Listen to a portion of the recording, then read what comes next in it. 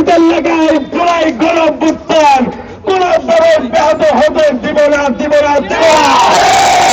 বারবার করে আমরা রাজপথে নিয়ে আসার একটাই কারণ, যারা ক্ষমতায় যাওয়ার জন্য পাগল হয়ে আছে, যারা ক্ষমতার মোহ নিয়ে পাগল হয়ে আছে, আমরা তাদের বলতে চাই, আপনারা তাদেরই দাসত্ব করতেছেন যারা কিনা আওয়ামী লীগের দাসত্ব করে।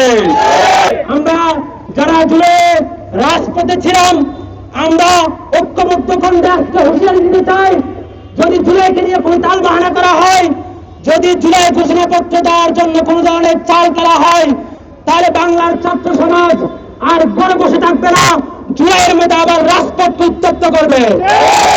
আমরা বলতে চাই, আমাদের 2000 শহীদ ভাইদের রক্তে যে বিপ্লব হয়েছে, সেই বিপ্লবের ঘোষণাপত্র অতি শীঘ্র নির্ধারিত যে কার্য দিবস আছে, সেই কার্য দিবসের মধ্যে জুলাইয়ের ঘোষণাপত্র ঘোষণা করতে হবে।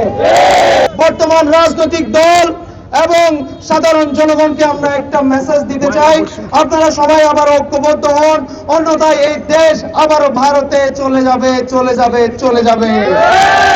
আর তখন সবচেয়ে বেশি ভুক্তভোগী হবেন আপনারা রাজনৈতিক যে দলগুলো আছেন, তাদেরই সবসময় নির্যাতনের শিকার হতে হবে, সবচেয়ে বেশি নির্যাতনের শিকার হতে হবে। আমরা এখন দেখতে পাচ্ছি এই ভারতীয় আধিপত্য, ভারতীয় আগ্রাসন আওয়ামী লীগকে পুনর্বাসন করার জন্য উঠে পড়ে লেগেছে। আমরা জুলাইয়ের যে শহীদ, জুলাইয়ের যে আহত, এখনো তাদের পুনর্বাসন করা হয় নাই, এখনো পর্যন্ত তাদের দৃশ্যমান কোনো বিচার করা হয় নাই, আওয়ামী লীগের কোনো বিচার করা হয় নাই। এজন্য এখন পর্যন্ত যারা আওয়ামী লীগের বিচারের আগে মোনালিসা হেভি ফ্লো 15 পিস প্যাকেটের সাথে 8 পিসের একটি প্যাকেট একদম ফ্রি। আওয়ামী লীগকে নির্বাচনের মাধ্যমে প্রধান বিরোধী দল করে নির্বাচন করার জন্য পুনর্বাসন করার চেষ্টা করছেন, তাদেরকে আমরা হুঁশিয়ার করে দিচ্ছি, আমরা জুলাই ঐক্য আবার ঐক্যবদ্ধ হয়ে আমাদের মধ্যে যত বিভাজন তৈরি করার চেষ্টা করেন, আপনারা ব্যর্থ হবেন। নির্বাচন চাই, কিন্তু আমাদের যে প্রায় 2000 শহীদ, 30,000-এর অধিক আহত যারা আছে, তাদের দায়বদ্ধতার জায়গা থেকে আমরা বারবার বলেছিলাম, আমরা প্রথমে বিচার চাই, তারপর সংস্কার চাই, তারপর সুনির্দিষ্ট সময়ের মধ্যে নির্বাচন চাই।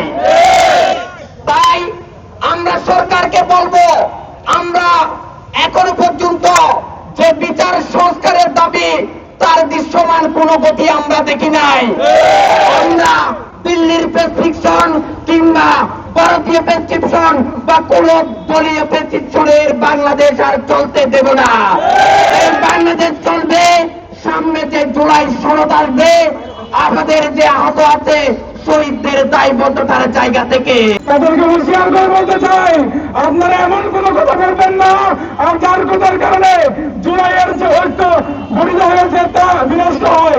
আজকের এই সমাবেশ থেকে আমরা বলতে চাই, গত কয়েকদিন আগে আমাদের কেন্দ্রীয় নেতৃবৃন্দ 30 কার্যদিবসের মধ্যে যে জুলাই ঘোষণাপত্র করার জন্য ঘোষণা দিয়েছেন, অলরেডি 15 দিন অতিবাহিত হয়েছে, আর 15 দিন বাকি রয়েছে।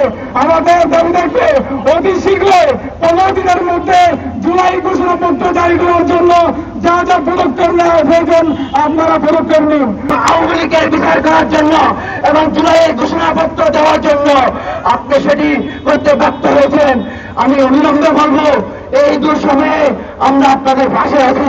আপনি নির্ভয়ে আওয়ামী লীগের বিচার এবং জুলাই গণহত্যাকারীদের দল তাদের বিচার এবং জুলাইয়ের ঘোষণাপত্রের অতি দ্রুত সময়ে যে নির্ধারিত একটি সময় ঠিক করা হয়েছে, ওই নির্ধারিত সময়ে দিতে হবে।